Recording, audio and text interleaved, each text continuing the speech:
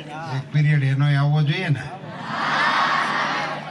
જવાહર નવોદય વિદ્યાલય અમરેલી જિલ્લાના સુંદર મજાના પટાંગણમાં એમના ભંડારિયાના ખારામાં જ્યાં ગાંડા બાવળ સિવાય કઈ ઉગતું નહોતું ત્યાં ગુજરાતના સુંદર મજાના વિદ્યાર્થીઓ 26મી જાન્યુઆરીએ અને 15મી ઓગસ્ટે દિલ્હીના કર્તવ્ય પથ ઉપર પરેડ થતી હોય એવી પરેડ કરે એ જોવાનું સદભાગ્ય મને.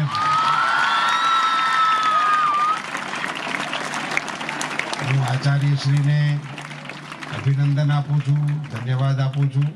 આપના કાર્યક્રમમાં પધારેલા આપણા સાંસદ ભાઈ શ્રી નારણભાઈ, અમારા જિલ્લાના આગેવાનો ભાઈ શ્રી નકુમજી, અમારે રામભાઈ, અહીંના સરપંચ શ્રી, આપણા ડેરી કોલેજના પ્રિન્સિપાલ રામાણી સાહેબ, મંચ ઉપરના સૌ મહાનુભાવો, શાળાના આચાર્યશ્રીઓ, શિક્ષક ભાઈ બહેનો, વાલા વિદ્યાર્થી ભાઈઓ અને બહેનો, અડખા પડખાના ગામમાંથી પધારેલા સૌ આગેવાનો, અમારા પરસોત્તમભાઈ હોતે દેખાય છે, મફલર બાંધીને આવ્યા છે, ટાઈટ છે. આપ સૌને વાર્ષિક દિવસની શુભકામનાઓ.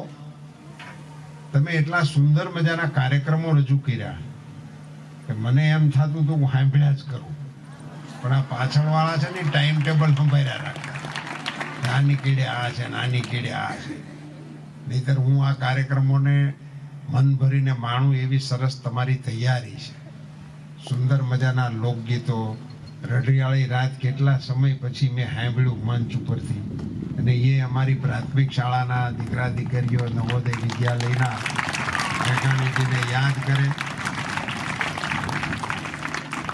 કોટે મોર કણુકિયા ક્યાં બાત હે, એટલો બધો જબરજસ્ત દોહો એમણે રજૂ કર્યો. અને દિવાળી બેન ગાતા એ ગીત ગાયું. આ ગીત આપણે દિવાળી બેન ને રજીસ્ટર છે. હું તો કાગળિયા લખી લખી થાકી, કાનુડા તારા મનમાં નથી. બહુ ઢાળ સાથે ગાયું.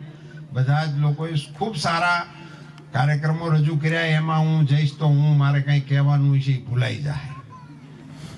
નવોદય વિદ્યાલય આપણા જિલ્લાનું ગૌરવ એટલા માટે આજે કહેતા મને મન થાય કે અહીંયા સમગ્ર રાજ્યના વિદ્યાર્થીઓ અને બીજા રાજ્યના વિદ્યાર્થીઓ પણ ભણવા આવે છે. એ આપણા માટે અને નવોદય વિદ્યાલય માટે ગૌરવનો વિષય છે. આપણા જિલ્લામાં શ્રીમાન ગાયકવાડ સરકાર દ્વારા મફત ફરજિયાત શિક્ષણ શરૂ થયેલું, એનો ધૂપ હવે પ્રગટ્યો હોય એવું લાગે છે. અને એટલા માટે ફરીથી જિલ્લાનું ગૌરવવંત સ્થાન એ પણ આપણી આ નવોદય વિદ્યાલયના માધ્યમથી પ્રાપ્ત થઈ રહ્યું છે. અહીંના દીકરા દીકરીઓ મેડિકલમાં, નીટમાં, અન્ય રાજ્ય અને રાષ્ટ્રની પરીક્ષાઓમાં અવ્વલ નંબર ઉપર પોતાનું નામ રોશન કરે છે. એમને હું અભિનંદન આપું છું. એમના મા બાપને ધન્યવાદ આપું છું કે દીકરાઓને પ્રોત્સાહન આપે છે, ભણવા માટે મદદ કરે છે. અહીંયા વાતાવરણ જે પ્રકારનું બન્યું છે, કેમ્પસમાં આવતાની સાથે માણસને શાંતિ મળે, વિદ્યાનું ધામ હોય એવું લાગે. સુંદર મજાના વૃક્ષોને તમે આમાં બહુ મહેનત કરીને ઉછેર્યા છે. એટલે જે શિક્ષક ભાઈ બહેનોએ અને જે વિદ્યાર્થીઓએ આ વૃક્ષો ઉછેરવામાં મહેનત કરી હોય એને એક ફાંટ ભરીને અભિનંદન, ખૂબ ખૂબ ધન્યવાદ.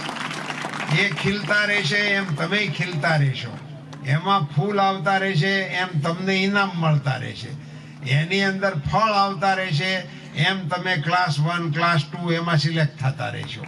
એવી તમને અંતઃકરણપૂર્વકની શુભકામનાઓ. અહીંયા અમરેલીની ધરતી ઉપરથી અમરેલીના નાગરિક તરીકે આદરણીય નરેન્દ્રભાઈ મોદી સાહેબ આપણા વડાપ્રધાન શ્રીનો આભાર માનું છું કે અમારી આ નવોદય વિદ્યાલયને PM સ્કૂલની પણ તમે ભેટ આપી અને એની સાથે અમારા જિલ્લાને જોડ્યો. એ માટે પણ એમનો પણ આપણે આભાર માનીએ. ભારત સરકારની સંસ્થાઓ એ ગામડામાં કામ કરે અને કેટલીય યોજનાઓના, કેટલી સ્કીમોના નામ અહીંયા આચાર્યશ્રીએ અને આપણા વિદ્યાર્થી ભાઈ બહેનો બેન બાલધા અને અમારો પાર્થ એ બંને બોલતા હતા. એમાં કેટલી વિગતો તમે રજૂ કરી, કેટલી એક્ટિવિટી અહીંયા તમારી ચાલે છે. આ બધાને તો માણવા માટે 1.5 કલાકનો કાર્યક્રમ ન હાલે, અહીં તો સપ્તાહ ગોઠવવું પડે ત્યારે આપણો આ કાર્યક્રમ. એવી સરસ મજાની આપની આ સંસ્થાને આપણે ડેવલપ કરી છે. મિત્રો, તમે બધા અહીંયા ભણો છો, તમને જે રીતે હું આ તમારા ડ્રેસ કોડમાં, તમારી પરેડમાં, તમારા પ્રદર્શનમાં અલ્પ અવધિમાં મેં આપ સૌને જોયા. આ ઉંમરમાં અમે ભણતા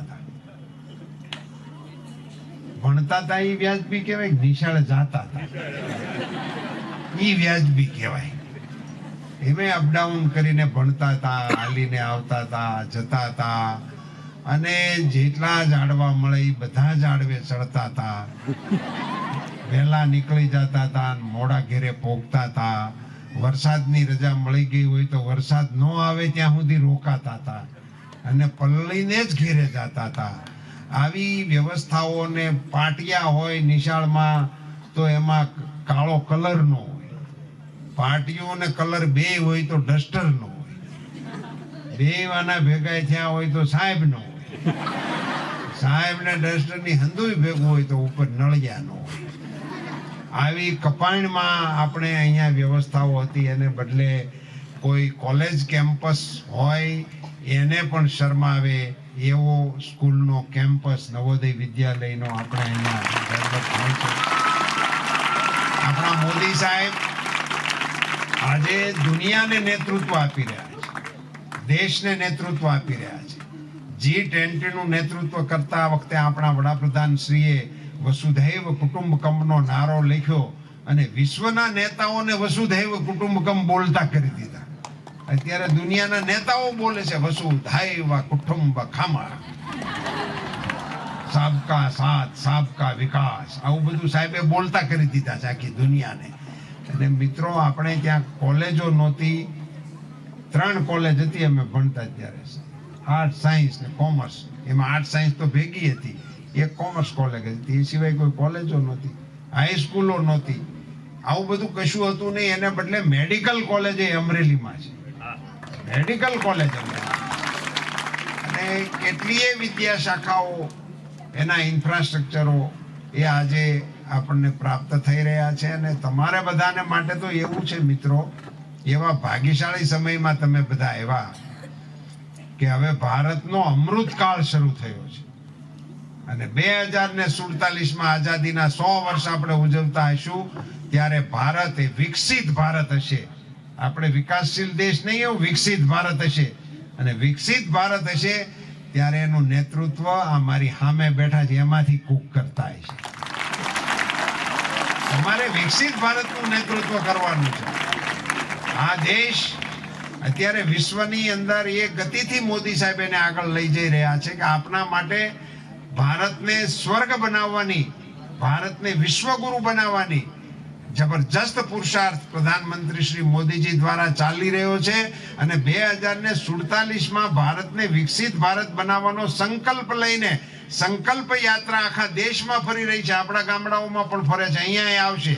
એ રથને અહીં નિહાળના મેદાનમાં લઈ આવજો અને આ બધા દીકરાઓને એમની સાથે મુલાકાત કરાવજો. પણ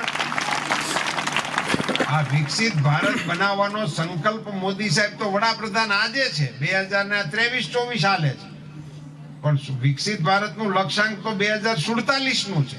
એ 47માં ભારત વિકસિત થઈ જશે એવી ગર્જના મોદી સાહેબ શેના આધારે કરે છે?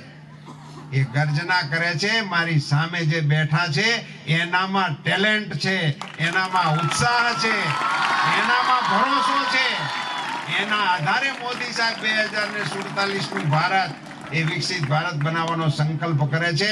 એમાં આપ સૌને માં ભગવતી કામયાબી આપે એવી આપ સૌને શુભકામનાઓ. ખૂબ ભણો, ખૂબ રમો, ખૂબ માન સન્માન મેળવો, તમારા વ્યક્તિગત જીવનમાં સફળતાઓ મેળવો, તમારા કુટુંબનું નામ રોશન કરો, તમારા મા બાપનું નામ રોશન કરો, આપણા ગામનું નામ રોશન કરો, આપણા રાજ્યનું નામ રોશન કરો અને દેશનો ઇતિહાસ બનાવવામાં તમે પણ યોગદાન આપો એવી આપ સૌને શુભકામનાઓ. ખૂબ ખૂબ આભાર.